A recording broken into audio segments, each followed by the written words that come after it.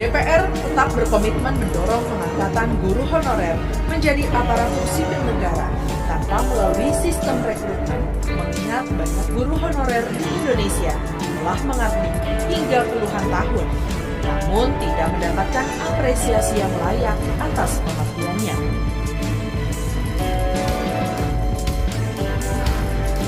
Rekrutmen pegawai pemerintah dengan perjanjian kerja atau P3K tahun 2021 akan membuka 1 juta lowongan untuk mengisi formasi guru P3K. Seleksi ini terbuka bagi guru honorer, termasuk guru tenaga honorer kategori 2 atau XTHK 2 untuk mendaftar dan mengikuti ujian seleksi menjadi guru P3K. Hingga saat ini, lowongan 1 juta guru P3K 2021 dibuka untuk formasi guru yang ada di dalam data pokok pendidikan, database THK 2 dan calon P3K yang telah memiliki sertifikasi guru.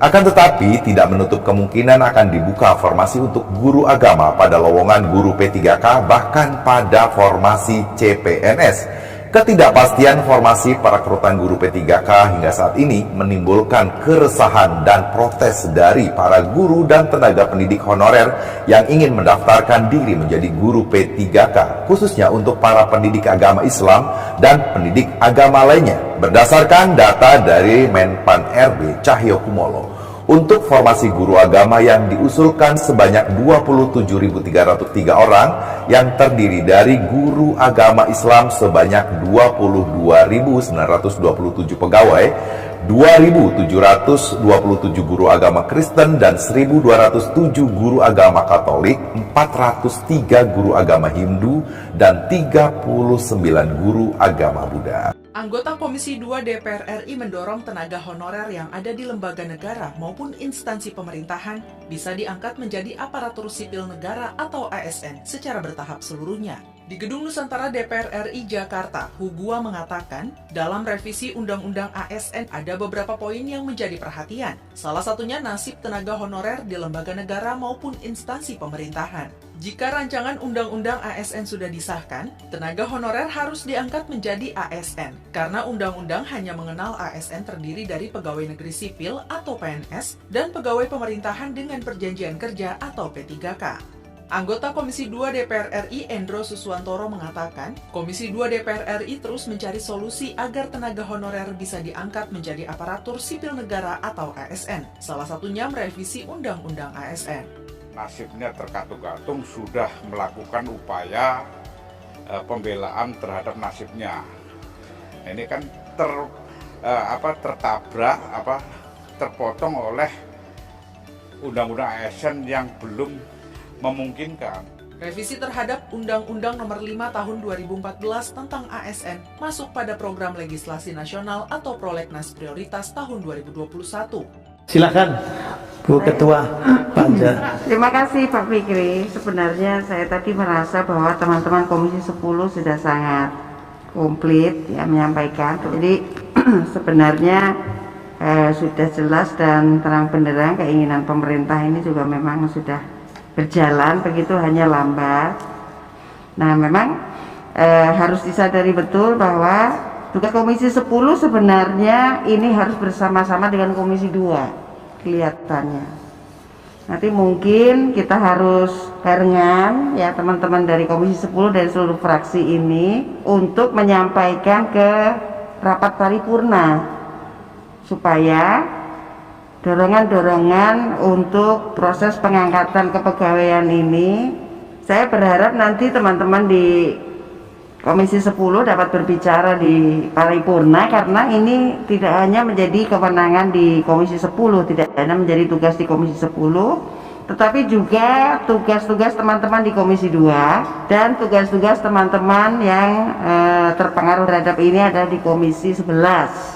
Supaya lancar dan cepat. Saya yakin dan percaya bahwa Bapak Ibu yang duduk di pemerintahan sudah sangat maksimal. Hanya mungkin regulasi dan sistem yang berjalan itu memang membuat segala sesuatu harus berjalan sesuai dengan peraturan, sehingga kesannya itu menjadi lama.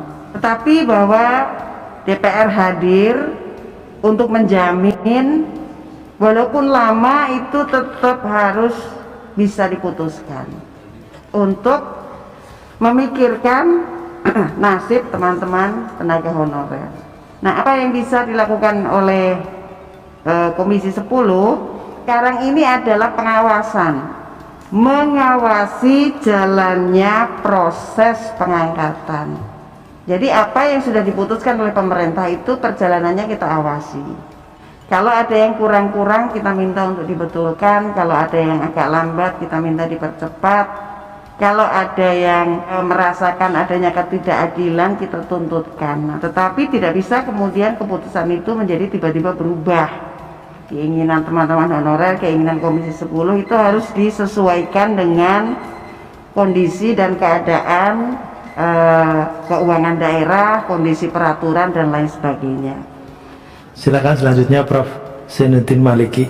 Assalamualaikum warahmatullahi wabarakatuh. Saya ingin menarik ke belakang kembali, mengapa kemudian muncul panitia atau panja P3K. Intinya bukan sekedar menyelesaikan persoalan-persoalan yang terkait dengan proses pengangkatan P3K, Pak Dirjen. Tetapi seperti Pak Dirjen tulis di sini, mengapa dibuka seksi guru P3K? Salah satu dari 3 yang diangkat seleksi guru ASN P3K adalah untuk membenahi perbaikan tata kelola guru dan penyelesaian isu guru honorer. Nah, saya kira di sini letaknya, kita ini ingin menyelesaikan isu guru honorer.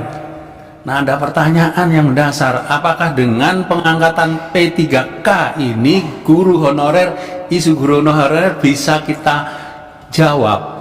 Ini yang harus kita jawab dengan jawaban yang mendasar supaya tidak muncul lagi isu guru honorer. Nah, kita ini Pak, ini rapat-rapat panja juga dipantau oleh teman-teman guru honorer dan tenaga kependidikan juga, yang arahnya dalam pembicaraan belakangan ini hanya berhenti pada pengangkatan P3K. Padahal mereka aspirasi mereka bukan P3K tapi PNS gitu loh. Mereka mengharap PNS bukan P3K. Sekarang ini dia sudah berstatus tenaga honorer dengan SK gubernur. Kalau cuma diangkat menjadi P3K dari honorer ke honorer berikutnya, ini yang mereka tidak inginkan. Yang dia inginkan adalah pengangkatan PNS. Nah, ada satu pertanyaan juga dari saya. Sebenarnya pernahkah kita bersimulasi? Ini sudah 3 menit ya. Lanjut ya. Sebenarnya kenapa pemerintah itu berat rasanya untuk menyelesaikan isu guru honorer ini dengan mengangkat mereka menjadi CPNS? Letak keberatannya di mana? Misalnya kemudian Kemendikbud mengumumkan tahun 2021 ada peluang untuk pengangkatan 1 juta CPNS. Kira-kira di mana letak keberatannya? Kalau pernah disampaikan bahwa CPNS dengan P3K itu nanti sama